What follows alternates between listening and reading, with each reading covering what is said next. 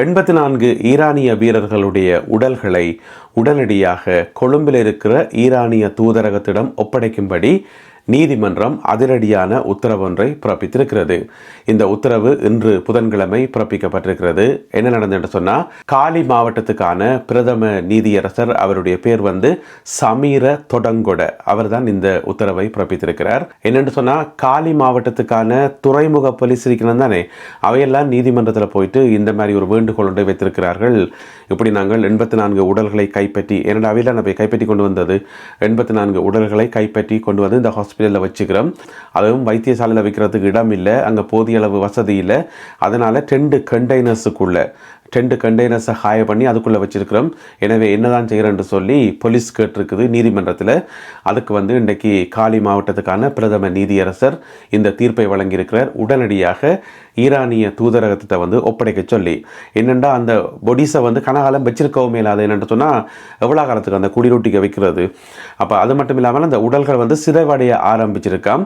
எனவே முழுமையாக சிதைவடையாக்க முதல் அதை ஈரானிய தூதரகத்தில் ஒப்படைச்சா தான் அதை ஈரானுக்கு கொண்டு போயிட்டு அங்கே உறவினர்கள்ட்ட ஒப்படைச்சு ஏதாவது செய்ய முடியும். எனவே இப்படியான ஒரு பின்னணியில் இன்றைக்கு நீதிமன்றம் இந்த தீர்ப்பை வழங்கியிருக்கிறது.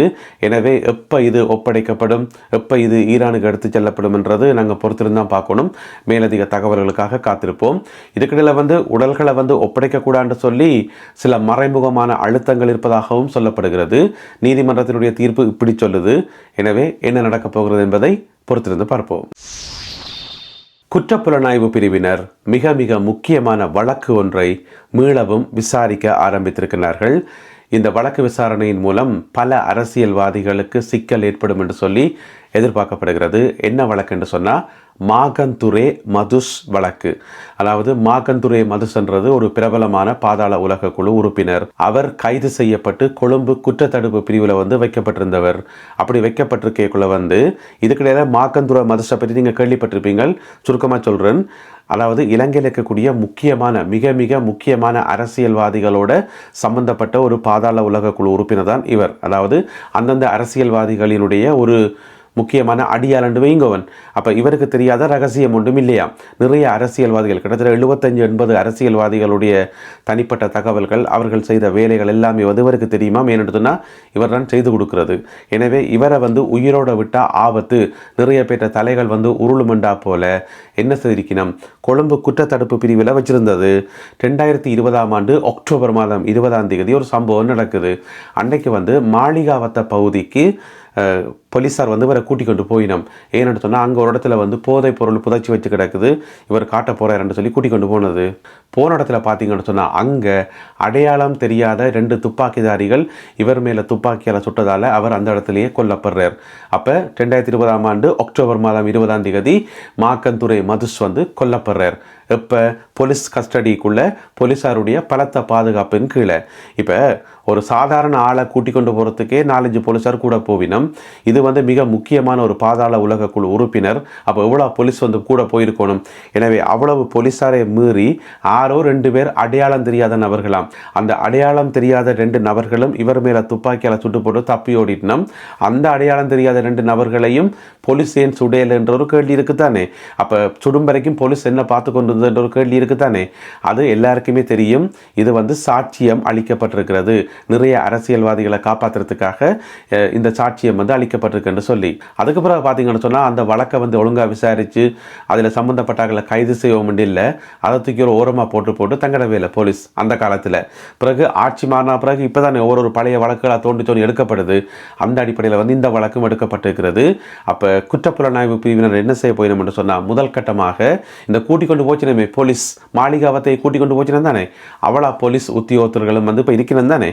எனவே அவளா பேரிடமும் முதல் கட்டமாக விசாரணைகள் நடத்தப்படும் என்று சொல்லி என் அவையில் கூப்பிட்டு கேட்டால் தெரிந்தானே, ஏன் கூட்டிக் கொண்டு போனீங்கள், உண்மையிலேயே போதைப் பொருள் இருந்ததா இல்லை சும்மா கூட்டிக் கொண்டு போனீங்களா, உங்களுக்கு யாராவது சொன்னதா, இந்த மாதிரி நீங்கள் அவரை கூட்டிக் கொண்டு போகக்குள்ள ஏதாவது சம்பவங்கள் நடந்தால் சத்தம் போடாமல் இருக்கணும், திருப்பியெல்லாம் சுடக்கூடாதுன்னு சொல்லி யாராவது உங்களுக்கு கட்டளை வழங்கினதா, இந்த மாதிரி கணக்க கேள்விகளை கேட்டு உருட்டும் போது உண்மை தெரிய வருந்தானே. அதன் மூலம் நிறைய அரசியல்வாதிகள் சிக்கிறதுக்கான கிட்டத்தட்ட 75-80 அரசியல்வாதிகளாம் சிக்கிறதுக்கான வாய்ப்புகள் இருக்குன்னு சொல்லப்படுகிறது. சொல்லப்படுகிறது. எனவே நல்ல விஷயம். இலங்கையினுடைய வரலாற்றில் மிகவும் விசாரிக்கப்பட வேண்டிய மிக முக்கியமான வழக்கு தான் இந்த மாக்கந்துரை மதுஸ் வழக்கு. எனவே அதனை இன்று குற்றப்புலனாய்வு பிரிவினர் ஆரம்பித்துள்ளார்கள். நாமல் ராஜபக்ஷ பெரிய ஒரு அறிக்கை ஒன்று விட்டுருக்கார். அந்த அறிக்கையில் என்ன சொல்லியிருக்காருன்னு சொன்னால், ஈஸ்டர் குண்டு தாக்குதலுக்கு தானே அது சம்பந்தமான விசாரணைகள் இப்போ போய்கொண்டிருக்கு தானே, அந்த விசாரணைகள் சாட்சியங்களின் அடிப்படையில் தான் இருக்கணும், உண்மை சாட்சியங்களின் அடிப்படையில் தான் இருக்கணுமே தவிர சும்மா அரசியல் மயப்படுத்தக்கூடாது, அரசியல் பழிவாங்கலாக இருக்கக்கூடாதுன்னு சொல்லி ஒரு அறிக்கை ஒன்று விட்டுருக்கார். அதாவது நீதி, நேர்மை, உண்மை, நியாயம் இப்படியெல்லாம் இருக்கணும், அதெல்லாம் தவறக்கூடாதுன்னு சொல்லி நாமல் ராஜபக்ச சொல்லியிருக்கார். அது மட்டும் இல்லாமல் சுரேசாலையை கைது செய்வது சரியில்லை, அவர் நாட்டுக்காக நிறைய தியாகங்கள் செய்திருக்கிறார், அவரை ஏன் கைது செய்தீங்கள், அவருக்கும் இந்த வழக்குக்கும் என்ன சம்பந்தம் இருக்குது, ஏதோ ஒரு தொலைக்காட்சியில் ஒரு டாக்குமெண்ட்ரி போனதுக்காக, அதாவது இங்கே சேனல் 4 தொலைக்காட்சியில் டாக்குமெண்ட்ரி போனது தானே, அதுதானே முதலாக சொல்லப்பட்டது சுரேசாலையும் சம்பந்தப்பட்டவர் என்று சொல்லி. எனவே அதை பார்த்து போட்டு நீங்கள் இவரை கைது செய்திருக்கிறீர்கள், இது ஏற்றுக்கொள்ளக்கூடியது இல்லை என்று சொல்லி நாமல் ராஜபக்ச சொல்லி வச்சுக்கார். இப்போ சுரேசாலை இப்போ கைது செய்தது போன மாதம் கைது செய்து அவரை 3 நாள் தடுத்து வச்சு பிறகு அதை 90 நாளாக்கி அது ஒரு பக்கம் போய்கொண்டிருக்குது. இன்றைக்கு எதுக்கு திடீரென்று நாமல் ராஜபக்ச அறிக்கை விட்டுக்காருன்னு சொன்னால் அவரால் இருக்க முடியலை. ஏன்னு சொன்னால் சுரேசாலை இப்போ எல்லாத்த பேரையும் சொல்லிக் கொடுப்பார் தானே, இத்தனைக்கு சொல்லியிருப்பார், ஏற்கனவே சொல்லியிருப்பார், இவர் தான் சொன்னவர், அவர் தான் சொன்னவர் என்று சொல்லி எல்லாம் சொல்லியிருப்பார். எனவே நாமல் ராஜபக்சவோட சம்பந்தப்பட்ட ஒரு சில முக்கியமான ஆட்கள தலைகள் உருள போது போல இருக்கு. அதனால தான் இன்றைக்கு நாமல் ராஜபக்ச பொங்கி வச்சிருக்கிறார். ஏன்னு சொன்னால் அன்றைக்கே ஒரு அறிக்கை ஒன்று விட்டவர், நான் நினைக்கிறேன் சுரேசாலையை கைது செய்யப்பட்ட அடுத்த நாள் அன்றைக்கே ஒரு அறிக்கை ஒன்று விட்டவர், பிறகு இதுக்கு இன்றைக்கு திருப்பி விட்டுக்காருன்னு சொன்னால் அவரால் பொறுக்க முடியலை, அவருக்கு ஏதோ விளங்கி இருக்க போல இருக்கு. அதனால சொல்லிக்கார், நீதி, நேர்மை, நியாயம், உண்மை, சத்தியம் இந்த அடிப்படையில் தான் விசாரணைகள் நடக்கணுமே தவிர அரசியல் மயப்படுத்தக்கூடாதுன்னு சொல்லி. எனவே இந்த அறிக்கைக்கு பின்னாலே ஏதாவது காரணங்கள் இருக்கும் என்று சொல்லி நாங்கள் எதிர்பார்க்கலாம், பொறுத்திருந்து பார்ப்போம். வடமாகாண ஆளுநர் நாகலிங்கம் வேதநாயகன் இருக்கார் தானே, அவருக்கு எதிராக நிதியியல் குற்றப்புலனாய்வு பிரிவு அதாவது FCIDயில் முறைப்பாடு கொடுக்கப்பட்டிருக்கிறது. இன்றைக்கு முறைப்பாடு கொடுக்கப்பட்டிருக்கிறது. ஆளுநர் நாகலிங்கம் வேதநாயகன் அவர்களுக்கு எதிராக முறைப்பாடா, அவர் நல்ல மனுஷனாச்சே என்று சொல்லி நீங்கள் கேட்டீங்கன்னு சொன்னால் இப்போ ஒரு பிரச்சனையுமே இல்லை. இது பழைய பிரச்சனை, பழைய கேஸ். என்னென்னு சொன்னால் 2016ஆம் ஆண்டு காலப்பகுதியில் மண்டதீவு இருக்குது தானே, மண்டதீவில் சுற்றுலாத்துறையை மேம்படுத்துகிறோம் என்று சொல்லி ஒரு திட்டம் ஒன்று கொண்டு வந்ததாம். அதனுடைய பேர் எக்கோ டூரிசம் என்று சொல்லி ஒரு திட்டத்தை கொண்டு அதுக்கு 77 மில்லியன் ரூபாய் ஒதுக்கப்பட்டதாம். ஒதுக்கி ஒரு வேலையுமே செய்யலையாம், ஒரு வேலையும் செய்யலை. எக்கோ டூரிசமும் இல்லை, ஒன்றும் இல்லை, அதை அப்படியே விட்டாச்சு.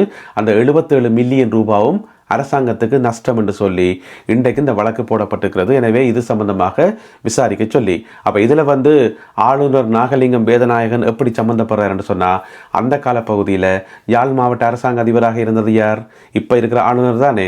எனவே அவருடைய ஒப்புதல் இல்லாமல் அங்கே ஒரு திட்டம் வந்திருக்குமா, இல்லை தானே, அவருக்கு தெரியாமல் ஏதாவது நடக்க முடியுமா, இல்லை தானே.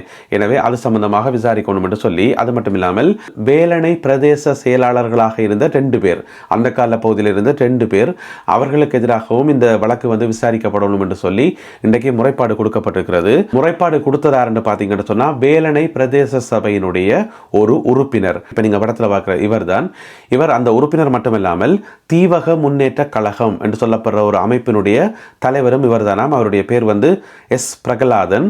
அவர் தான் இந்த முறைப்பாட்டை கொடுத்திருக்கிறார். எனவே இது சம்பந்தமான விசாரணைகளை FCIDயினர் மிக விரைவில் ஆரம்பிப்பார்கள் என்று சொல்லி எதிர்பார்க்கப்படுகிறது. இந்த 77 மில்லியன் ரூபாய் காசு இருக்கு தானே, அதில் ஒரு வேலையுமே செய்யலையாம். அதில் கிட்டத்தட்ட 50 மில்லியன் ரூபாய்க்கு என்னமோ உபகரணங்கள் எல்லாம் வாங்கினதாம். அந்த உபகரணங்களை வாங்கி அதை அப்படியே பத்திரமா வச்சிருந்து அதெல்லாம் பழுதாகி பாவிக்க முடியாத கட்டத்துக்கு போயிருக்காம் என்று சொல்லி இந்த முறைப்பாட்டில் இவர் சொல்லியிருக்கார். எனவே FCIDயினர் எப்பொழுது விசாரணைகளை ஆரம்பிப்பார்கள் என்பதை பொறுத்திருந்து பார்ப்போம். அஸ்வசும கொடுப்பனவுகளை பெறுவோர்களுக்கான ஒரு மகிழ்ச்சியான செய்தி. மார்ச் மாதத்துக்கான கொடுப்பனவுகள் நாளை மார்ச் மாதம் 12ஆம் தேதி உங்களுடைய வங்கி கணக்குகளில் வைப்பிலிடப்படும் என்று சொல்லி அரசாங்க தரப்பிலிருந்து அறிவிக்கப்பட்டிருக்கிறது. இலங்கையில் பார்த்தீங்கன்னு சொன்னால் மொத்தம் 14,08,635 பேர் இந்த அஸ்வசும கொடுப்பனவுகளை பெறுகிறார்கள் என்று சொல்லி சொல்லப்படுகிறது. எனவே மார்ச் மாதத்துக்கான கொடுப்பனவுகள் நாளை 12ஆம் தேதி உங்கள் வங்கிகளில் வைப்பிலிடப்படும். நல்லது அன்பான உறவுகளை, இத்துடன் நிறைய செய்திகளும் தகவல்களும் நிறைவு பெறுகின்றன. இந்த காணொலியில் பகிர்ந்து கொள்ளப்பட்ட செய்திகள் தொடர்பான உங்களுடைய கருத்துக்களை மறக்காமல் கீழே எழுதுங்கள்.